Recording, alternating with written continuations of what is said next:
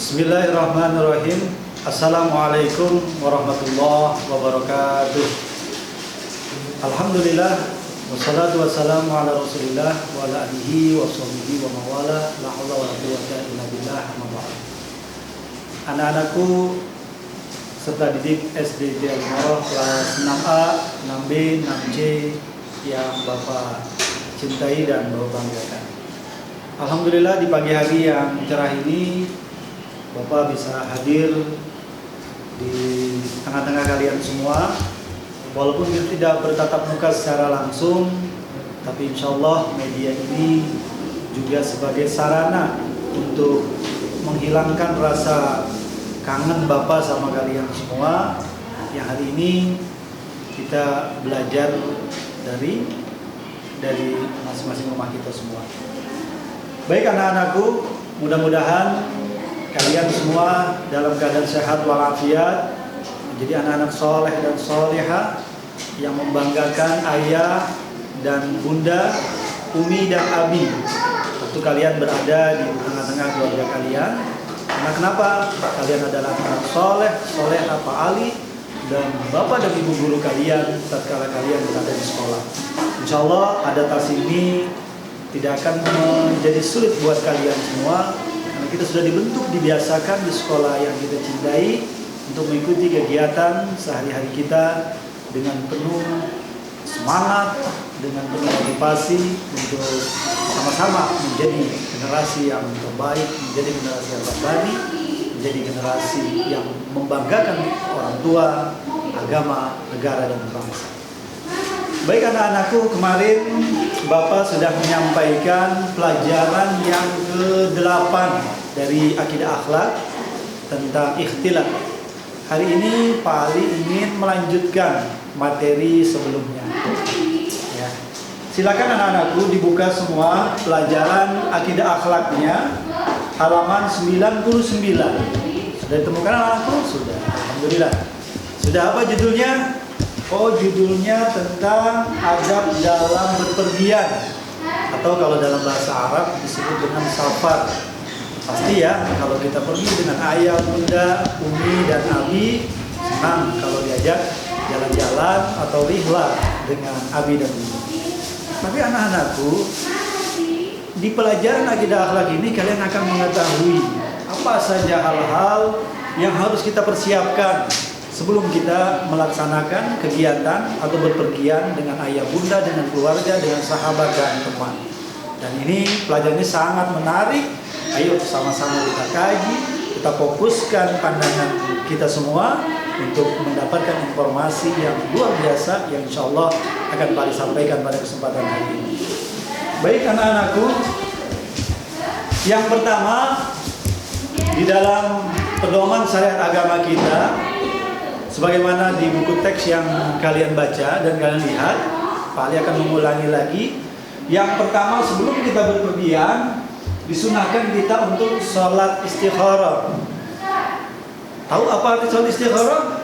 Oh, bagus. Kamu udah tahu ya? Jadi biar supaya lebih mantap gitu. Oh, betul. Biar supaya lebih yakin, biar supaya lebih siap. Oh, betul. Itu jawaban yang sangat baik. Kenapa? Di buku kalian ini diterangkan sholat istikharah itu untuk memantapkan hati kita, memantapkan tujuan kita. Karena kenapa? Seseorang yang hendak berpergian ada baiknya melakukan sholat istikharah terlebih dahulu, karena hal ini lebih menenangkan hati, terlebih lagi jika dia tidak dapat memungkinkan apakah nanti akan terjadi hal yang baik atau yang buruk dalam hidupnya. Maka ayo anak-anakku semua, saat kita berpergian, misalnya nanti kalau kita bisa pulang kampung atau bertemu dengan sahabat-sahabat yang dari luar daerah, apa pertama yang kita lakukan?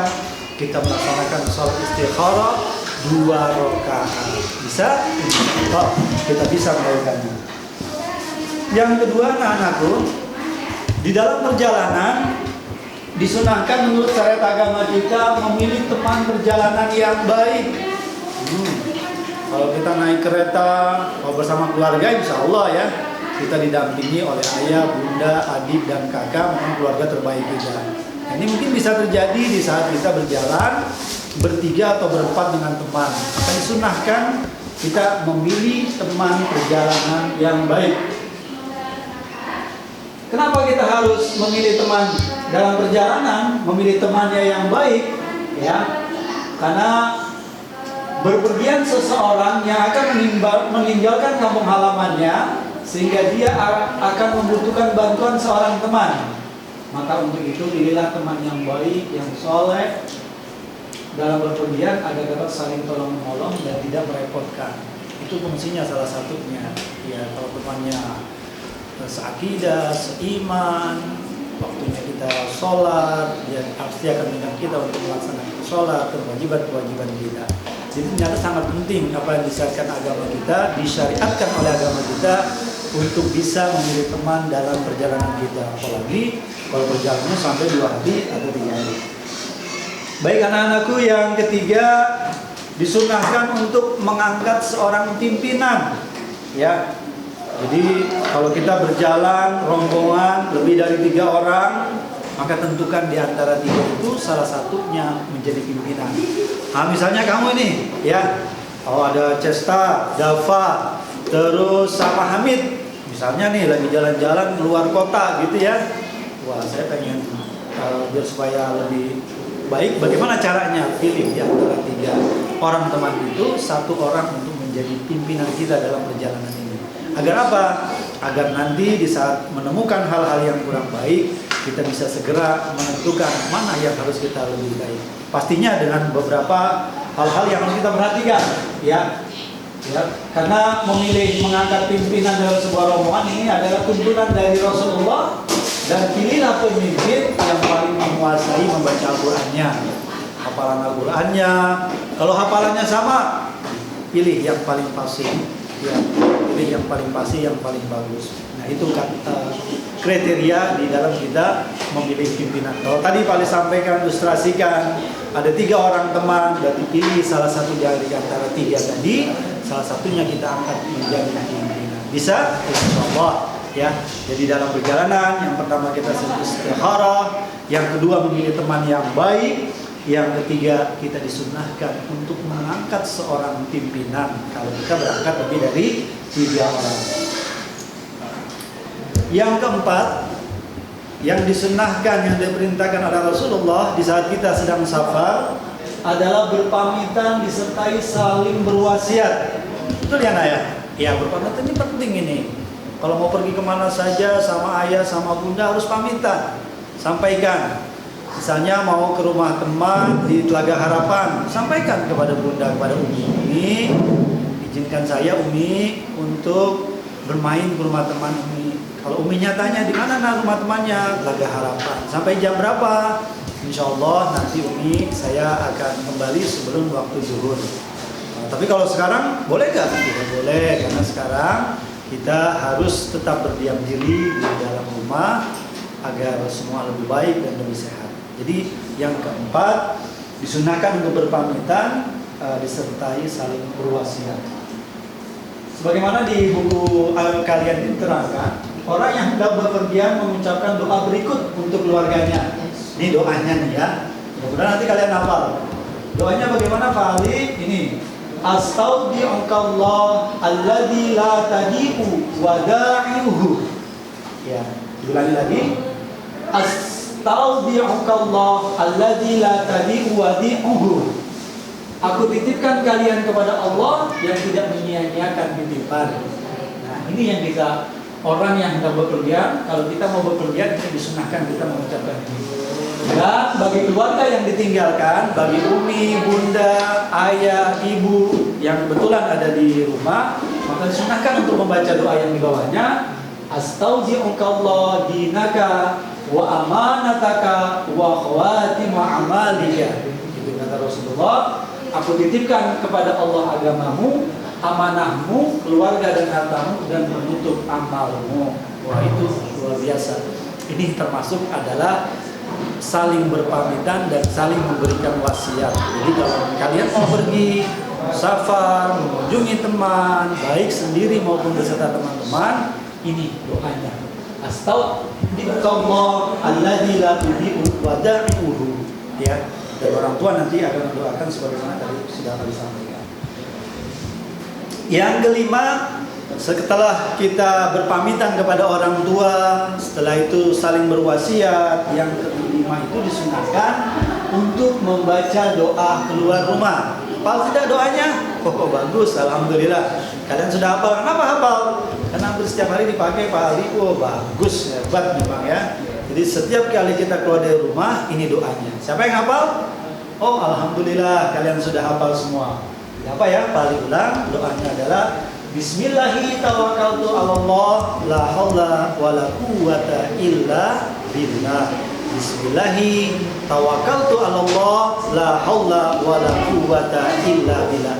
Ini doa yang selalu kita baca sebelum kita keluar dari rumah kita. Insyaallah ini semua akan kita praktekkan. Terus yang keenam, berdoa ketika berada di dalam kendaraan. Wah, jadi kendaraannya itu sebelum melangkah, sebelum bergerak kita berdoa. Doanya adalah Bismillahi majriha wa mursaha inna rabbi laghafurur rahim.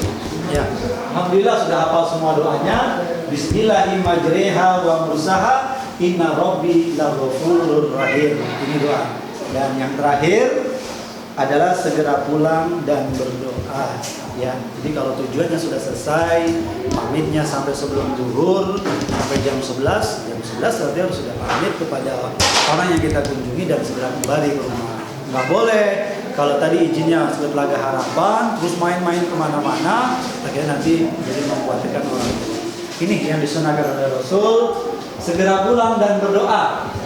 Ya, kalau sudah sampai di rumah kita berdoa. Doanya ini, aibuna taibuna abiduna li rabbina hamiduna. Ya, insyaallah kalian sudah hafal doa-doanya. Artinya kami kembali bertobat, beribadah dan memuji Rabb kami. Dan ini yang kalian lakukan, 7 hal yang kalian lakukan sebelum kita kembali melakukan perjalanan atau safar. Ya, jadi berpergian kemanapun, ini 7 hal ini mudah-mudahan menjadi hal yang harus kita lakukan dimanapun kalian berada. Kalian sedang melakukan kegiatan-kegiatan apapun, nanti sebelum berpergian ini insya Allah bisa dilaksanakan oleh anak-anak kita. Ya, bisa? Alhamdulillah kalian bisa semua. Ini mungkin materi hari ini yang ingin Pak Ali sampaikan pada kesempatan hari ini adalah adab ketika kita sedang safar, adab ketika sedang kita bepergian. Ada 7 hal tadi. Yang pertama sholat istikharah, yang kedua memilih teman yang baik, yang ketiga mengangkat seorang pemimpin, yang keempat saling berwasiat, pamit dan saling berwasiat, yang kelima kita doa keluar dari rumah, yang keenam doa kita di dalam kendaraan, dan yang ketujuh adalah kita segera setelah selesai sampai tujuan segera kita kembali ke rumah. Mudah-mudahan materi singkat yang Pak Ali sampaikan ini membantu kalian untuk mengerjakan soal-soal berikutnya. Dan yang paling penting bukan hanya kita mampu bisa menjawab soal, tapi bagaimana ilmu yang sudah kita pahami, ilmu yang sudah kita ketahui ini harus diamalkan, dipakai dalam kehidupan kita sehari-hari. Terima kasih Nak atas perhatiannya. Mudah-mudahan ini menjadi media kita bersama untuk saling melepas rasa kangen dan rasa rindu Pak Ali, segenap Dewan Guru SDNT Alimawang. Terus beribadah, terus mempersiapkan diri. Mudah-mudahan ini semua segera berakhir dan kita bisa bertemu bertatap muka seperti hari-hari yang sudah kita jalani sebelumnya. Demikian pembelajaran hari ini. Mudah-mudahan kita semua dimudahkan Allah Subhanahu wa taala. Akhirul kalam, ala minkum. Assalamualaikum warahmatullahi wabarakatuh.